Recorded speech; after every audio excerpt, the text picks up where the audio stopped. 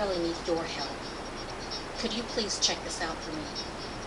Now, this is the only video via the internet I've posted, and there are only 2 documents I've revealed to the public. Now, the information I'm about to disclose to you has been gathered within the past few months. I had to let you know, for the welfare of the people, the individuals, and all businesses in this metroplex of Dallas, Texas, as well as all cities throughout this country. We deserve to make it our business to have saboteur predators with the intent to prey on citizens and their businesses by means of high-tech espionage, imprisoned. FCC will need to take notice. Now, I need your help in obtaining their picture. The criminals involved may present themselves professionally.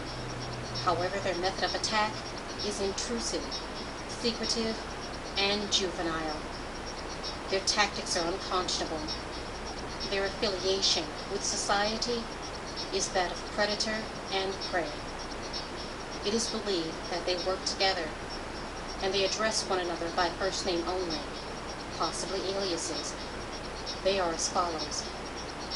There is Patrick. He may also go by the name of Charles. He's tall, with a deep voice. And there is Linda. She may be either a manager or a supervisor. And there is Dina. She may also go by the name of Tanya. She's heavyset, with a heavy voice. And there is Bridget. Next, there is Sharon. When Sharon speaks, it's nasally, and it slightly drags. And there is Crystal. She may also go by the name of Kristen. And there is David. And lastly, there is Anthony. They're all African American except David. Now, the company they work for is not yet confirmed. However, the extent of their criminal activity will be. They are illegally using a Christian radio station located on Southampton Road as a front, as well as illegal listening devices. And it is also believed that they've tapped into the city's electrical surveillance system to commit their crimes. Now, this Patrick, who may also go by the name of Charles, and his associate, now the 2 of them may have posed as an authority of the law. They may have changed it up periodically to say that they're with a private security company, which may very well be the means by which they commit their crimes. This Patrick, his side interest may also be in a technical field. Perhaps they've approached you. Now, their business front may have been put together within the past year, stemming from 2007. They may have communicated with their leasing office about ending their lease in either December 2007 or January or February of 2008. They furtively stalk, threaten, and harass people to death. Literally. The extent of their cruelty, their sociopathic intent, is inhumane. Now, in regard to companies, unbeknownst to their target, they pretend that they're trying to help. However, their approach is to convince them by false representation in order to gain access to steal company confidential information and to covertly strip individuals of their sense of security by illegally obtaining information about them for saboteur and predatory purposes. They stake claim to their criminality as if it's normal. Now, how sick is that? Now, I've gone through extensive investigative lengths to obtain as much information as possible to have these criminals captured and to have the necessary charges brought against them.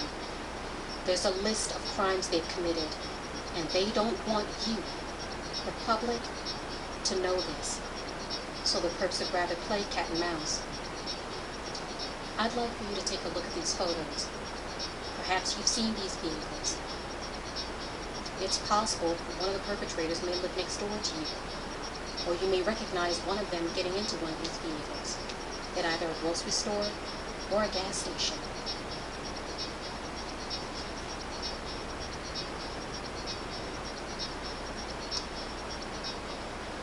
This is a Chrysler 300, 4-door, berry color.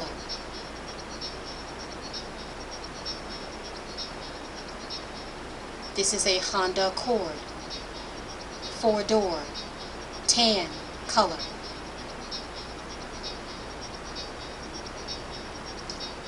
This is a Dodge Stratus, 4-door, white color.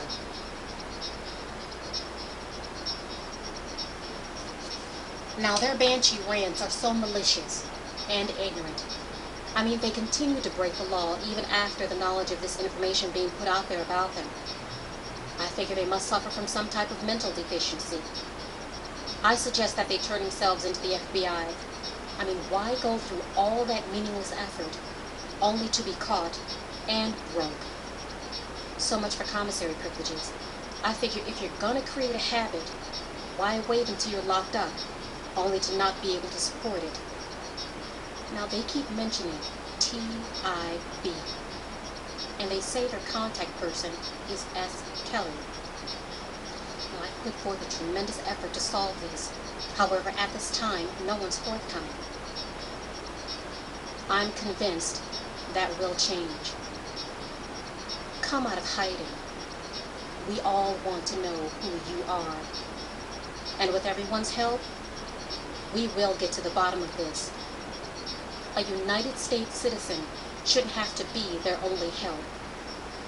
Now, coining the phrase, the proof is in the pudding, my PG version, pudding proof, I'd like to give these high-tech criminals a dose of reality. You need to think less about pudding and more about those criminal charges against you. And because these criminals are violating privacy rights by illegally listening and watching, I'll take the liberty in saying, you idiots. And for those of you who may think this isn't serious and or for real, here's the telephone number to the Federal Bureau of Investigations.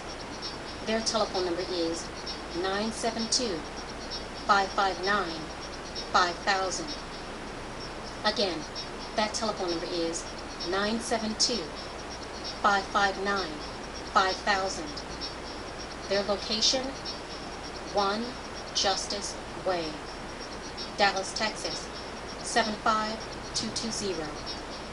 If you'd like a copy of the document I've disclosed, please submit a request to my one link to you at sbcglobal.net.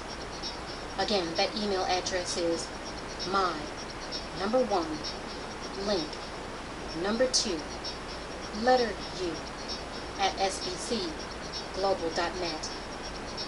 And if you would please be patient, as the response time may be delayed depending on the volume of requests I receive. Now, what I've disclosed in this document is what I've gathered thus far. If there is anything that you know, I'd like to hear from you. However, I don't know if your message would be intercepted, so please, whatever pertinent information you send to me, please send a copy to the FBI, and keep one for yourself. We may need it, even if it's anonymously. I will respond to the emails that provide pertinent information leading to their capture with either a reciprocated email or a phone call. And any prior or after call and or email you may receive in regard to discouraging what I've disclosed to you is one of the saboteurs' attempts to deflect your much needed help. It's the future success of companies and their valued employee confidentiality and confidence is riding on this. The boldness of these perps is an apparent sign of their ignorance. Their crime spree is over.